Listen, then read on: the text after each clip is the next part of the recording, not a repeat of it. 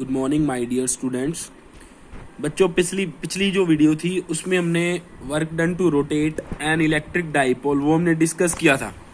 उसमें हमारे पास एक्सप्रेशन क्या आया था? एक्सप्रेशन आया था W equals to P E cos theta 1 minus theta 2। देखो, उसका एक केस है। अगर हम क्या कर रहे हैं, डाइपोल को क्या करें, इस सिचुएशन से रोटेट करें, मतलब थीटा इक्वल्स टू 0 डिग्री से एनी एंगल थीटा तक रोटेट कर रहे हैं, तो हमारा वर्क डन का फॉर्मूला ये वाला आएगा।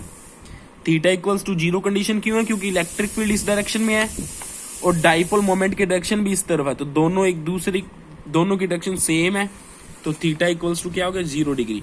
तो ये इस कंडीशन से मैंने इसको ऐसे रोटेट करना चाहा, तो theta 1 equals to 0 degree to any angle theta rotate करने में कितना वर्क करना पड़ेगा? तो उसके लिए थीटा 1 0 रख देंगे, थीटा 2 थीटा रख देंगे, तो उससे हमारे पास ये फॉर्मूला आ जाएगा। ठीक है, लेकिन ये तो हमने पढ़ लिया था। अब हमको क्या पढ़ना है? Potential energy of electric dipole. ये ध्यान से समझना। देखो,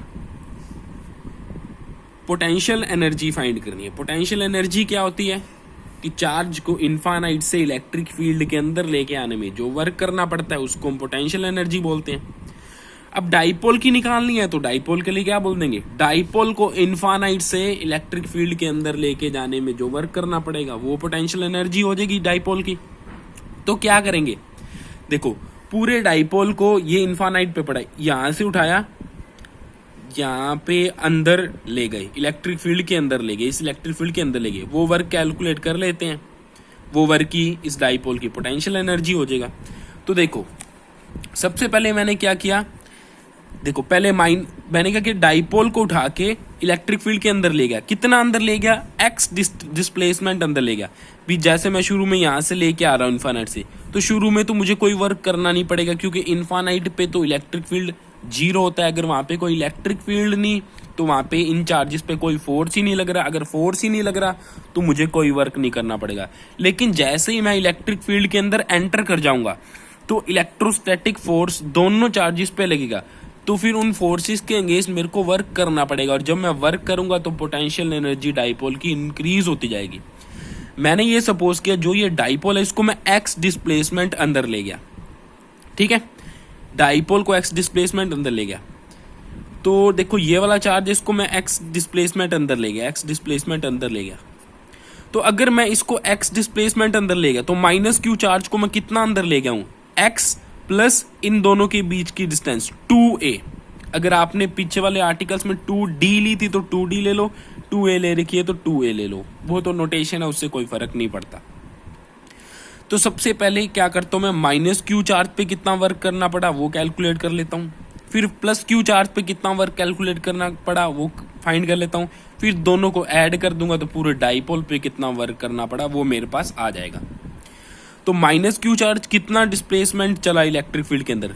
एक्स ये और 2a आगे, क्योंकि माइनस क्यू चार्ज हमेशा आगे रह रहा है ना, तो एक्स पहले माइनस क्यू चार्ज एंटर किया, फिर उसके बाद में प्लस क्यू चार्ज तो थोड़ी देर बाद एंटर करेगा, तो माइनस क्यू चार्ज ज्यादा डिस्प्लेसमेंट ट्रैवल करेगा, plus Q charge electric field के अंदर कम डिस्प्लेसमेंट ट्रैवल करेगा। माइनस क्यू चार्ज ने इतनी डिस्प्लेसमेंट ट्रैवल कर ली, ये है एक्स प्लस 2a, और प्लस क्यू चार्ज की डिस्प्लेसमेंट है सिर्फ एक्स।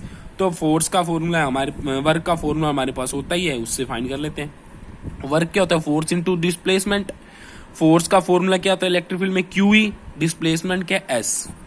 ठीक है, तो सबसे पहले माइनस क्यू चार्ज पे कितना वर्क करना पड़ा, तो ये हो गया माइनस क्यू चार्ज पे माइनस क्यू ई इंटू इसका डिस्प्लेसमेंट। डिस्प्लेसमेंट कितना माइनस क्यू चार्ज का? एक्स प्लस 2a रख दिया, इक्वेशन नंबर 1। फिर प्लस क्यू चार्ज पे कितना वर्क करना पड़ा? प्लस क्यू चार्ज पे फोर्स इंटू डिस्प्लेसमेंट, फोर्स होगा प्लस क्यू ई, डिस्प्लेसमेंट है एक्स इलेक्ट्रिक फील्ड के अंदर, तो ये आ गया। अब वर्क, नेटवर्क कितना हो गया? दोनों फोर्सेस को ऐड कर दो, दोनों फोर्सेस को ऐड करोगे तो ये माइनस का ये प्लस का, इस माइनस वाले को ओपन कर दोगे, सॉल्व करोगे तो आपके पास आ जाएगा माइनस Q2AE। ये क्या? चार्ज इंटू 2a, तो ये क्या होता है? Dipole moment. इसकी जगह पे मैंने P रख दिया, तो ये मेरे पास work done on electric dipole आ गया, वो आ गया माइनस PE। लेकिन जरूरी तो नहीं कि हम डाइपोल को ऐसे सीधा इक्वल ऐसे पैरेलल ही रखेंगे इलेक्ट्रिक फील्ड में, ये ऐसे टेढ़ा भी पड़ा हो सकता है, इसको अपने रोटेट भी तो कर सकते हैं। तो अगर वो टिल्टेड है अगर ऐसे टेढ़ा पड़ा है तो डाइपोल की पोटेंशियल एनर्जी क्या होगी, उस केस को भी आपको डिस्कस करना पड़ेगा। तो अभी तक तो हमने वो पोटेंशियल एनर्जी फाइंड की कि हम ऐसे बिल्कुल पैरेलल ही लेके आए, पैरेलल ही रख दिया, मतलब थीटा इक्वल्स टू 0 डिग्री वाली, कि इलेक्ट्रिक फील्ड एंड डाइपोल दोनों एक ही डायरेक्शन में पैरेलल है, उसकी पोटेंशियल एनर्जी का एक्सप्रेशन आ गया। अगर हम क्या करें, डाइपोल को रोटेट कर दे तो हम और वर्क कर देंगे इस पे, तो वो वर्क भी हम अकाउंट में ले लेते हैं। वो वर्क कितना होता है वो हमने फाइंड कर रखा है, थीटा इक्वल्स टू 0 डिग्री से कोई भी एंगल थीटा रोटेट करने में कितना वर्क करना पड़ता है, PE1 माइनस कोस थीटा। तो डाइपोल पे अब टोटल वर्क कितना हो गया, इनफाइनाइट से लाने में वर्क प्लस रोटेट करने में वर्क। तो नेटवर्क क्या होगा, W1 प्लस W2, दोनों को ऐड कर दो, ऐड करोगे तो ये माइनस पी का माइनस पी, इस ब्रैकेट को मैंने यहाँ पे ओपन कर लिया, इससे ये कैंसिल हो जाएगा, हमारे पास एक्सप्रेशन आ गया work equals to minus PE cos theta. Dot product की डेफिनेशन से हम इसको क्या लिख सकते हैं, minus P vector dot E vector, क्योंकि डॉट प्रोडक्ट क्या होता है, A vector dot B vector equals to AB cos theta. तो AB कोस थीटा को A डॉट B लिख सकते हैं, वैसे ही PE कोस थीटा को P vector dot E vector लिख सकते हैं। तो नेक्स्ट स्टेप में मैं इसको लिख दूंगा W equals to minus P vector dot E vector, और यही टोटल वर्क हमारा क्या हो जाएगा, potential energy of dipole minus P vector dot E vector. ये हमारे पास potential energy of electric dipole का एक्सप्रेशन आ गया। इसके बाद इसके वेरियस केसेस है वो आप डिस्कस कर सकते हो। थीटा इक्वल्स टू 0 डिग्री रख दोगे, मतलब इसको फिर से ओपन करोगे तो माइनस PE कोस थीटा आएगा, फिर थीटा इक्वल्स टू 0 रख के एक केस आ जाएगा, फिर थीटा इक्वल्स टू 90 डिग्री रख के एक केस आ जाएगा, थीटा इक्वल्स टू 180 डिग्री रख के हमारे पास एक और केस आ जाएगा।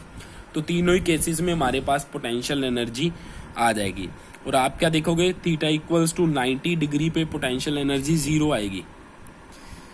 ठीक है, वो तो आप अपने आप कर सकते हो, आपके पास नोट्स है उसमें देख लेना। देखो इसको वैसे जो पोटेंशियल एनर्जी फाइंड करने का एक और वे भी है, वो वे क्या है कि कोई भी पोटेंशियल है उसको इलेक्ट्रिक फील्ड के अंदर थीटा इक्वल्स टू 90 डिग्री से कोई भी एंगल, एनी एंगल थीटा तक रोटेट करने में जो वर्क करना पड़ता है वो भी पोटेंशियल एनर्जी का ही फॉर्मूला होता है, जो आपको यूट्यूब पे जितनी भी वीडियोस मिलेंगी उससे रिलेटेड मिलेगी, कि जो डाइपोल है उसको थीटा इक्वल्स टू 90 डिग्री से theta one equals to 90 degree से थीटा इक्वल्स टू थीटा तक रोटेट करने में जो वर्क करना पड़ता है वो पोटेंशियल एनर्जी होती है डाइपोल की। तो आप वैसे भी कर सकते हो। वो कैसे करोगे, देखो वर्क का एक्सप्रेशन जैसे हमने फाइंड किया था, तो डी थीटा, लिमिट क्या ली थी हमने, θ1 टू θ2। यहाँ पे क्या करना होगा, अगर पोटेंशियल एनर्जी फाइंड करनी है तो ये 90 डिग्री ले लेना या π/2 ले लेना, और ये ले लेना थीटा। उसके बाद जैसे हमने वर्क वाले में सॉल्व किया था सेम टू सेम सॉल्व करोगे तो आपके पास ये एक्सप्रेशन आ जाएगा। कोई भी एक्सप्रेशन आप फॉलो कर सकते हो, कोई भी वे आप फॉलो कर सकते हो, वो आपकी चॉइस है।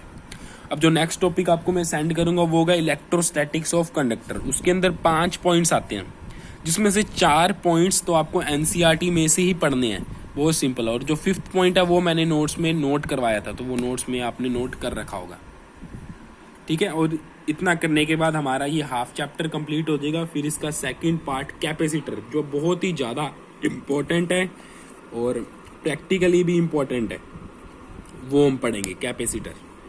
कोई डाउट हो तो पूछ लेना। Have a nice day.